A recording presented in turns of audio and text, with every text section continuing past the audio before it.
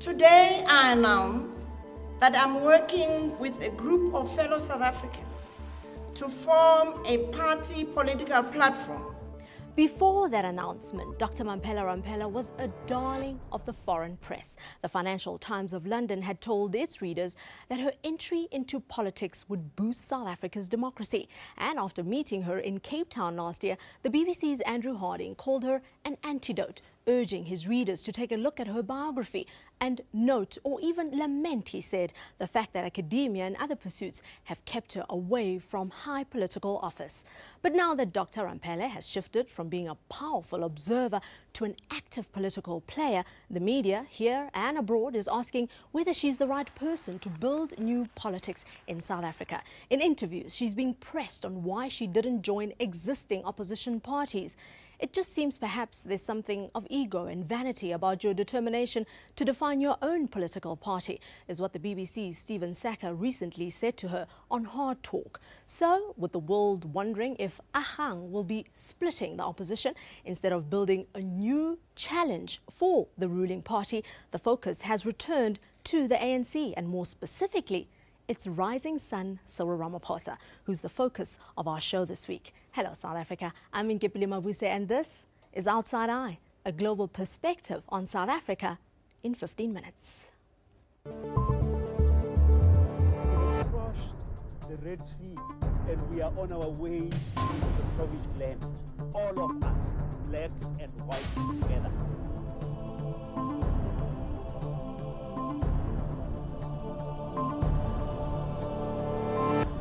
This week on Outside Eye.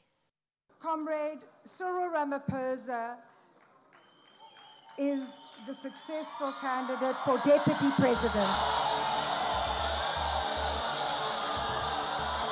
It's Comrade Cyril, the biggest political comeback of our time. People are looking for a big hope, and perhaps they're putting those hopes into the person of Cyril Ramaphosa. CNN's Christiane Amanpour speaks to us about her interview with the ANC's number 2.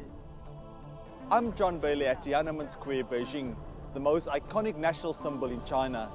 And ENCA's Asia correspondent tells us just how much of Cyril's empire is owned by the Chinese. We're in Beijing, Nairobi, Harare and New York as the world weighs in on Cyril's comeback. Could he be the best leader South Africa has not yet had? That's the question the New York Times recently asked about ANC Deputy President Cyril Ramaphosa. Respected business journal The Economist has referred to him as the Crown Prince Anointed. As a full-time businessman, he became an enigma, rarely accepting invitations to be interviewed. This all changed after Mangaung. He's now the public voice and face of the ANC's rebranding efforts and the image it needs to project of an investment-friendly government. He recently spoke to CNN's Christiane Amanpour. Let's take a look. Let me ask you, sir, what went wrong, Mr. Ramaphosa, with the Rainbow Nation and all its promise? Do you accept that you have massive challenges ahead? I accept that we have massive challenges. Not everything is absolutely where we want it to be. I characterize our situation as the glass that's half full. The glass is not half empty, meaning that in the past 18 years, we have achieved a great deal. We have undone the ravages of apartheid in many, many ways. Here are Christiane's thoughts after that interview. And Kapile, I wanted to interview Cyril Ramaphosa because, as you know probably better than anyone, he is a major force in South African politics, whether it was as the champion alongside Nelson Mandela of the anti-apartheid movement, whether it was in helping to negotiate with the white government as the transition into democracy, or indeed whether it was helping to draft the Constitution. He has played a significant role. He is very much admired by the business and investing community of South Africa. And I think probably at this moment, when South Africa's incredible engine of economic and political and even moral change has begun to sputter, people are looking for a big hope, and perhaps they're putting those hopes into the person of Cyril Ramaphosa. My impressions of him was of somebody who really believes in the ANC way. He was incredibly loyal, even though most people say he would never have taken on this #2 job. if he didn't think that in the long game his strategic goal was to take the #1 job eventually. He refused to say that. He said very clearly to me that he expected President Zuma to head the ANC ticket going into the next national elections next year. But, you know, who knows? A year or two is a very long time.